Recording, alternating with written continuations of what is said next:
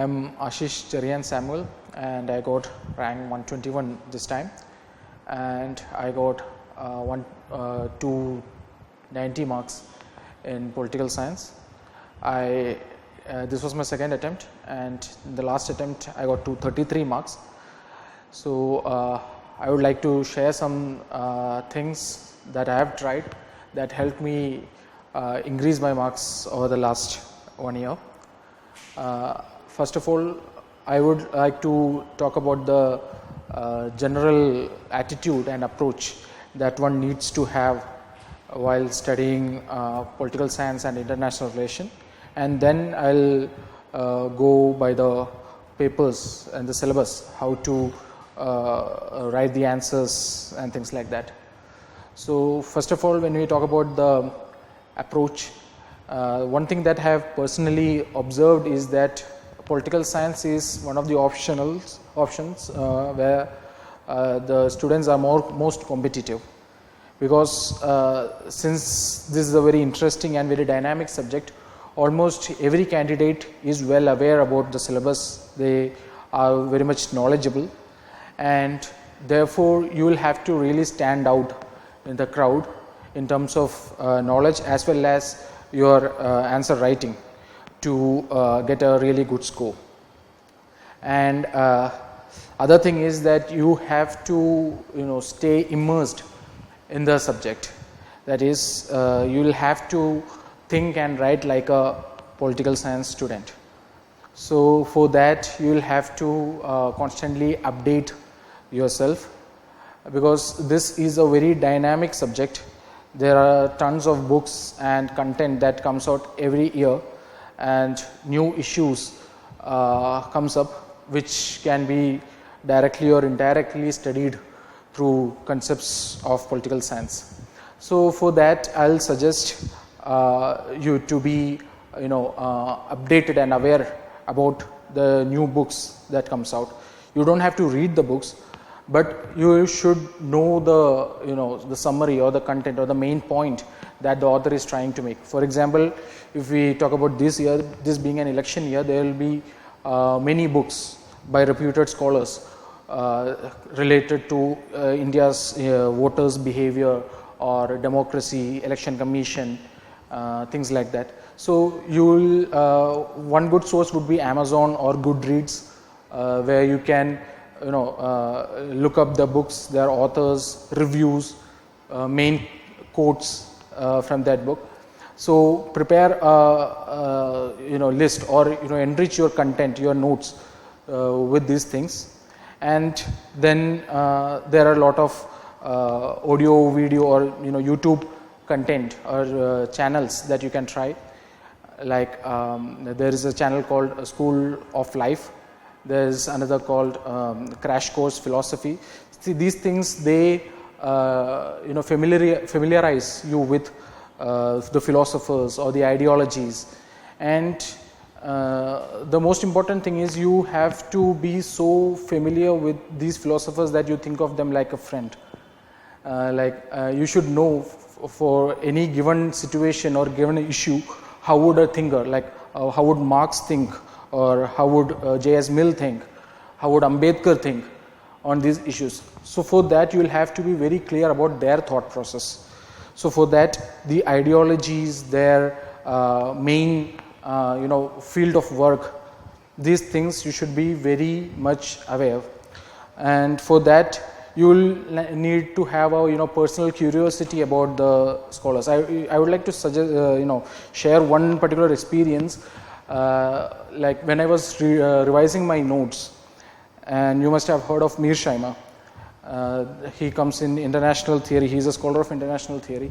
So while I was revising the notes, I was just curious to know about Mearsheimer, or at least if he is still alive or not.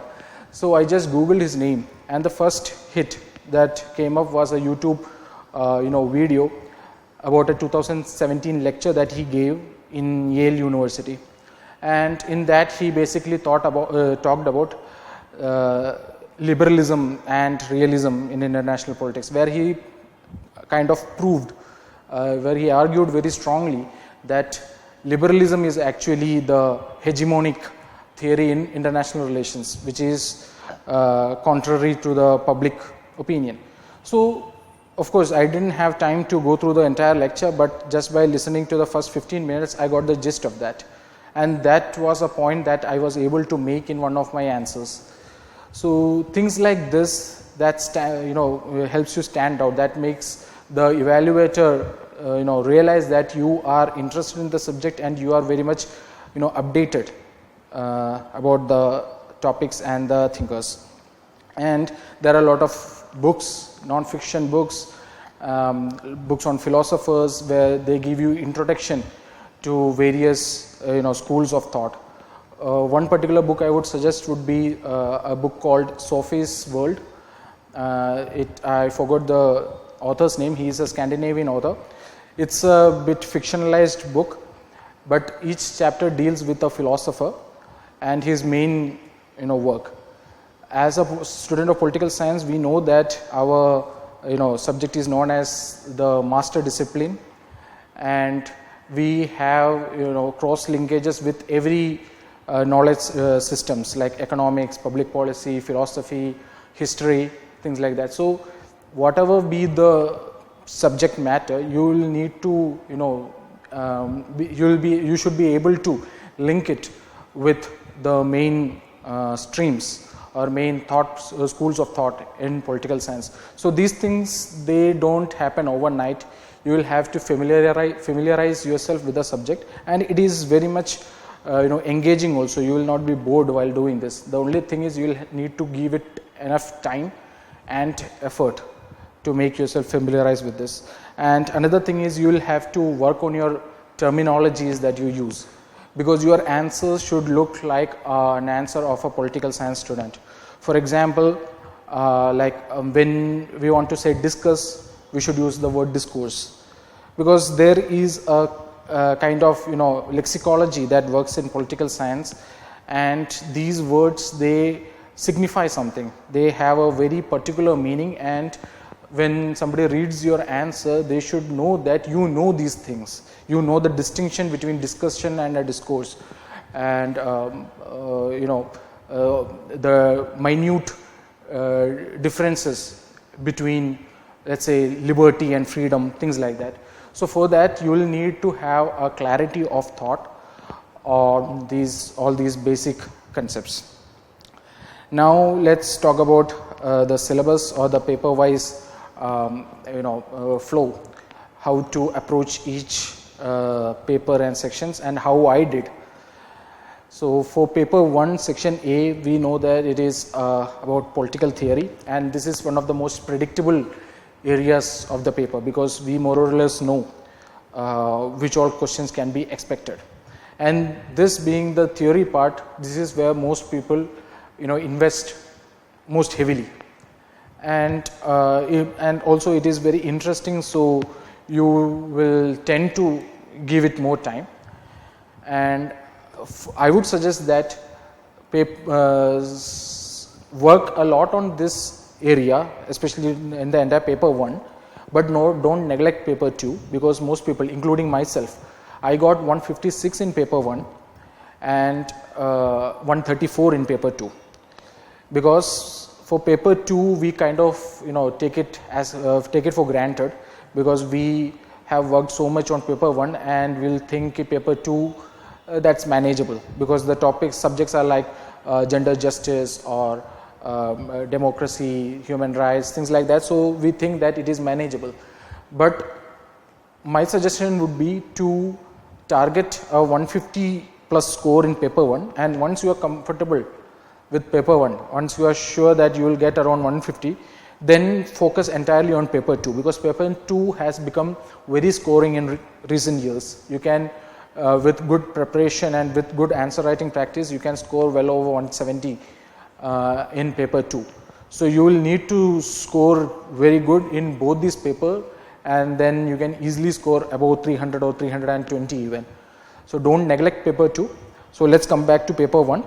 Paper 1, section A, political theory. You should be clear about all the ideologies, all the thinkers, their main areas of work, how they interacted with each other. For example, like how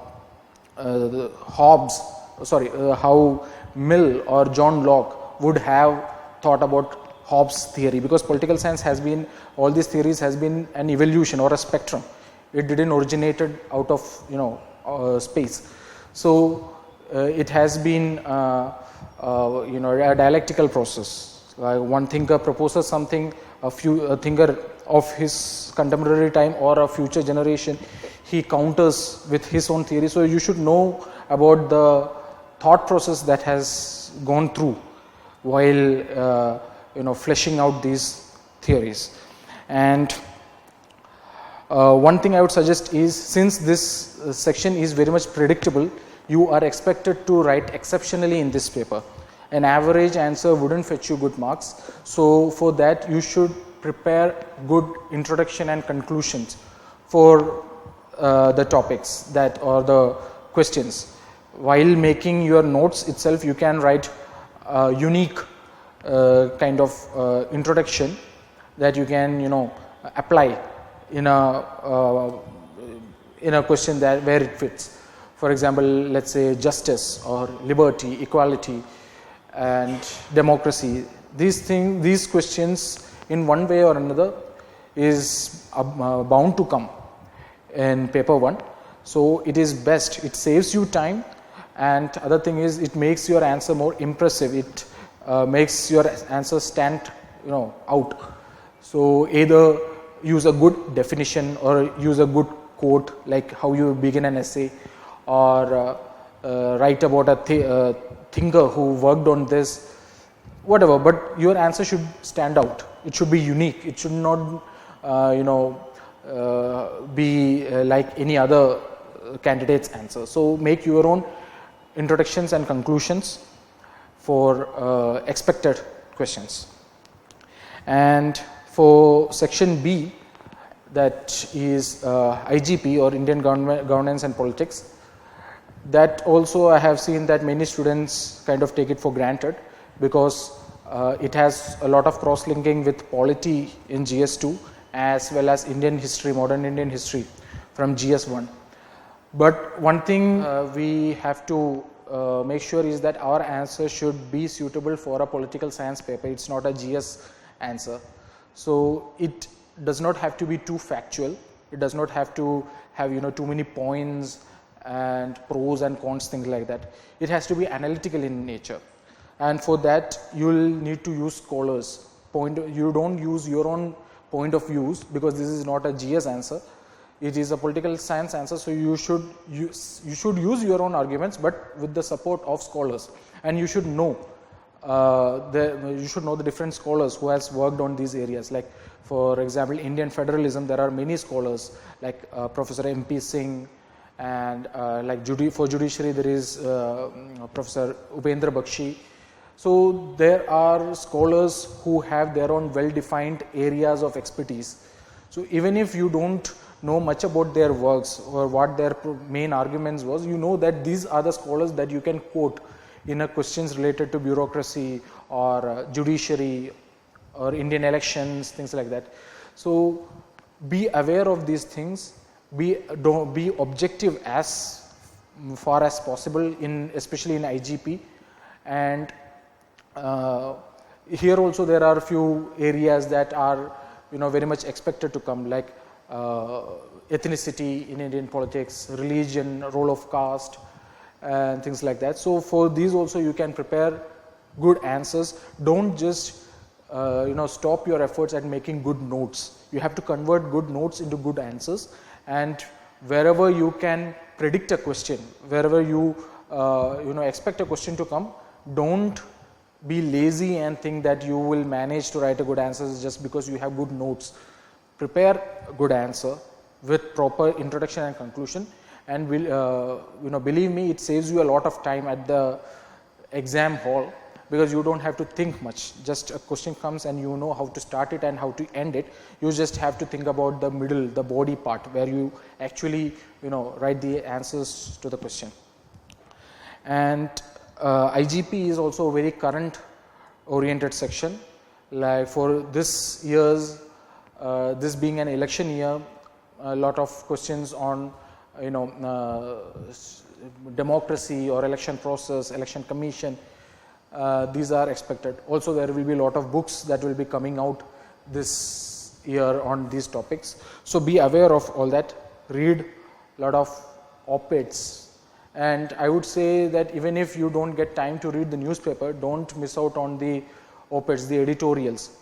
In fact, there will be a lot of apps where you can read op-eds from different newspapers, even international newspapers like New York Times or Washington Post. So use these facilities and be objective and be selective while investing your time in this. And that's all for paper 1. For paper 2, section A, that is, we know it's in theories of international relations and comparative politics. For that, it is somewhat like paper 1 section A only, because it's a theory part. So you will need to have prepare your own notes and keep building up your content. I personally would suggest, instead of just revising your limited content multiple times, it is always better to enrich your contents, because after all, political science, it is a very subjective topic. You don't have to reproduce the codes or theories verbatim.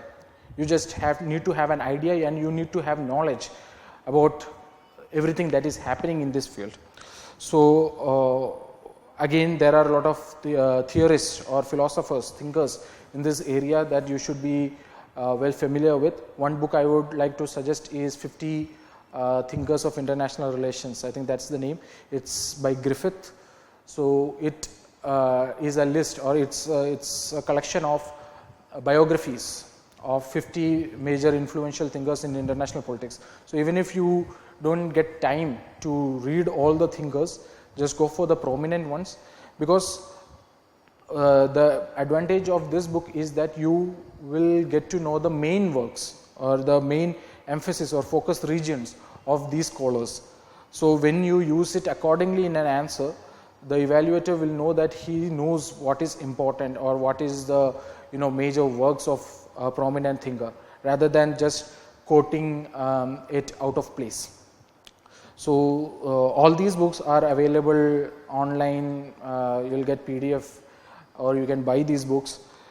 And there are many thinkers that we don't work on much, but they are very useful in using in different areas, like for example Habermas or Noam Chomsky.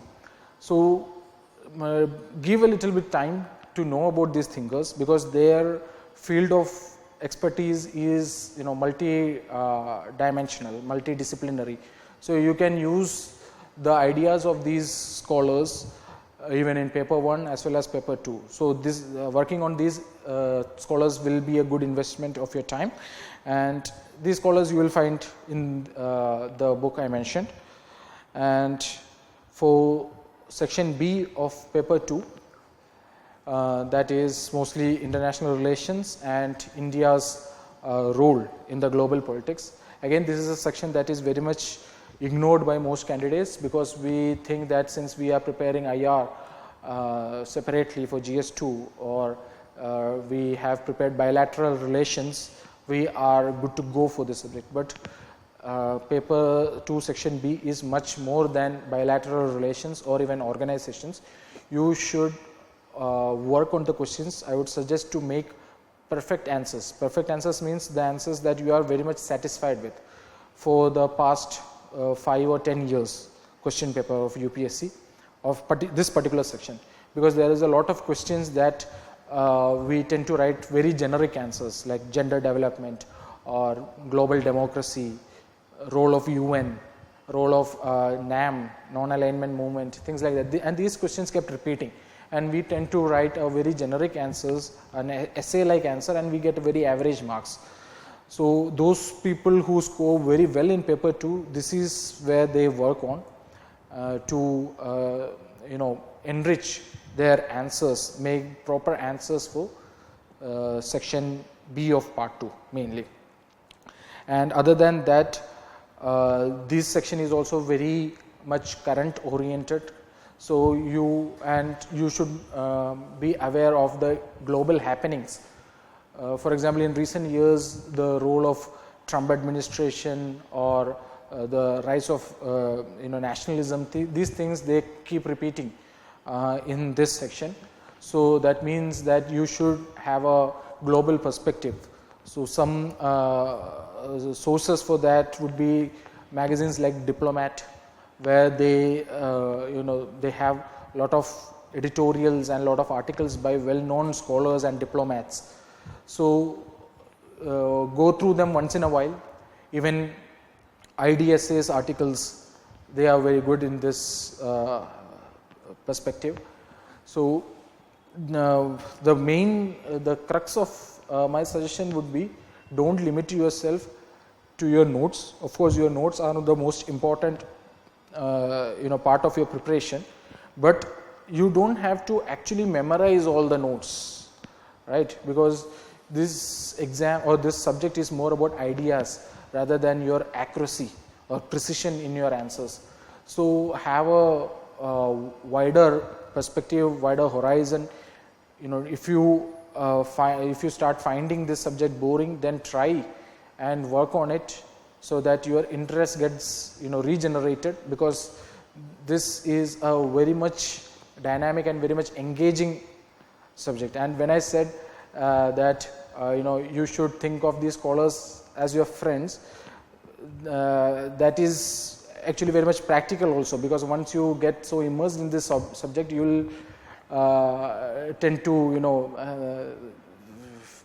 attach yourself more with them rather than with a real person. So that would be my suggestion.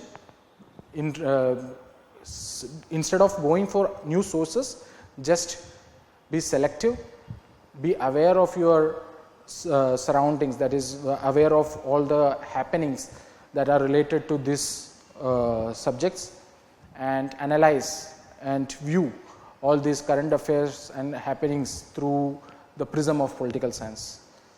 That's all. Best wishes. Thank you.